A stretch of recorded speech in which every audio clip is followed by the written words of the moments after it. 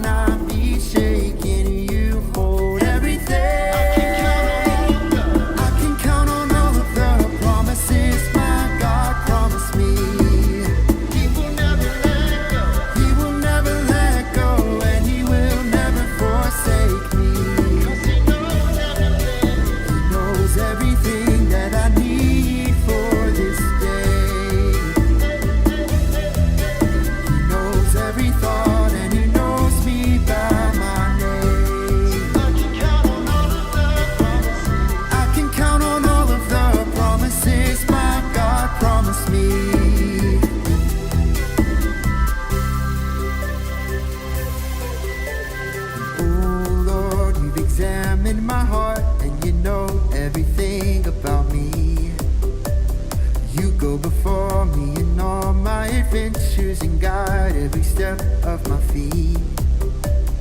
I will not fear, I will not be shaken. You hold everything. No, I will not fear, I will not be shaken. You hold everything. I can count on all of the promises my God promised me. He will never let go and He will never forsake me. He knows everything that I need for this day. He knows every thought and He knows me by my name. I can count on all of the promises my God promised me.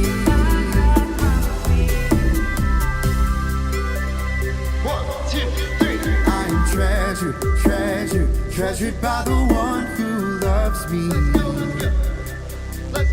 I am treasured, treasured, treasured by the one who loves me. I am treasured, treasured, treasured by the one who loves me. I am treasured, treasured, treasured by the one who loves me. Hey. I can count on all of the promises. Hey, I can count on all of the promises my God promised me. He will never let go and He will never forsake me. He knows everything that I need for this day.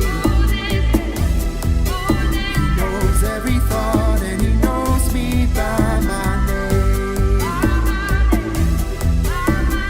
I can count on all of the promises my God promised me.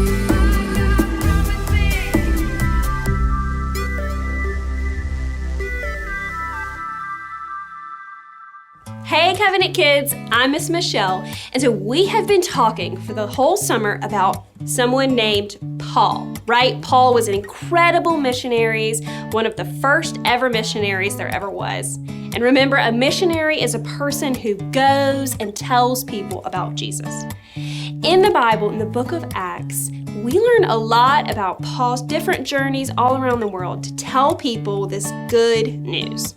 And in Acts chapter 17, we read a whole story about when Paul went to a place called Athens. What Paul saw when he got to Athens was very upsetting to him. In Athens, the people didn't believe that there was just one God who created everything. They worshiped idols and believed in lots of gods. They believed in one God who created the lightning, and another God who created the seas, and another God who watched over animals, and another God who was in charge of love and feelings, and so on and so on. The people of Athens had made temples and shrines for all of these gods that they had just made up. They created so many gods that it wasn't even possible to keep track of them all.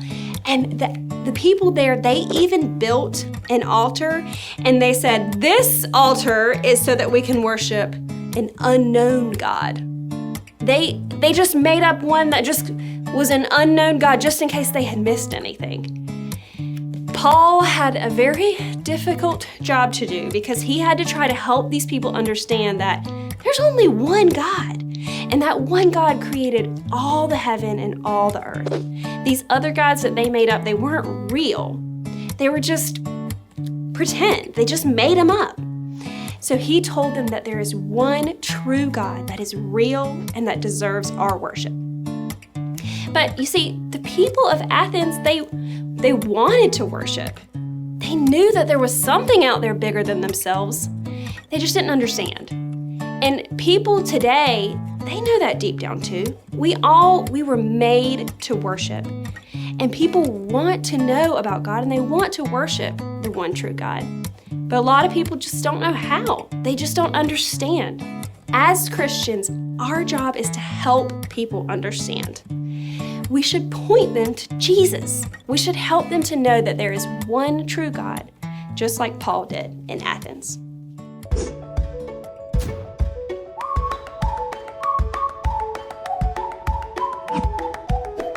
Hey kids, I'm Melissa and I'm with Local Outreach. This is the part of our church where we help people to move out into our community and help others by spreading the love of Jesus, by serving in their ministries, and by just giving gifts that helps them to serve others well. So this week, I want to tell you about one of our ministry partners called Operation Sunshine. Sounds happy, right? Well, this is a group that serves girls from ages 5 to 13 who have only one parent at home. It was their heart to make sure that these girls felt loved and cared for, that they had a place to go after school and during the summer so they didn't have to be home alone. We really love Operation Sunshine and how they support these girls. They help them with homework, they teach them about Jesus, they worship with them, and they teach them just how to be strong women in our community. Girl power. So, one of the great things that you could do to be a part of Operation Sunshine and to be a missionary for them is to pray for them. You can also, when you give your offering, know that part of that gift will go to helping Operation Sunshine function. They have to pay for teachers, they have to pay for their lights to be on, and all those good and fun things that they get to do with those girls to keep them engaged throughout the evenings and afternoons and the summertime. Operation Sunshine is also one of our partners for Serve the City. We do Serve the City twice a year where we go out and help our partners in the community. We have painted at Operation Sunshine and we have done landscaping. So the next time you hear Serve the City, tell your parents to sign you up. You and your whole family can go and serve at somewhere like Operation Sunshine, or like we've talked about before, 3rd Street Academy, or through Book Bag Buddies. There's always something that you can do to be a missionary right here in your community.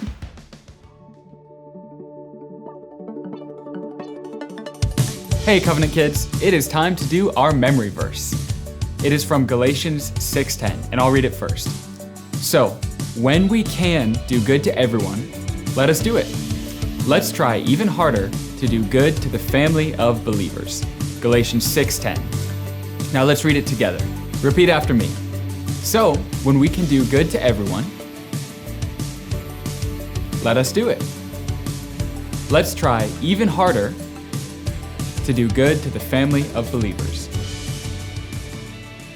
Great job, guys. You'll get it in no time. This week, think about ways that you can show people the good news about what Jesus did and the one true God. Well, kids, you've watched, you've listened, and you've learned. Now go change your world.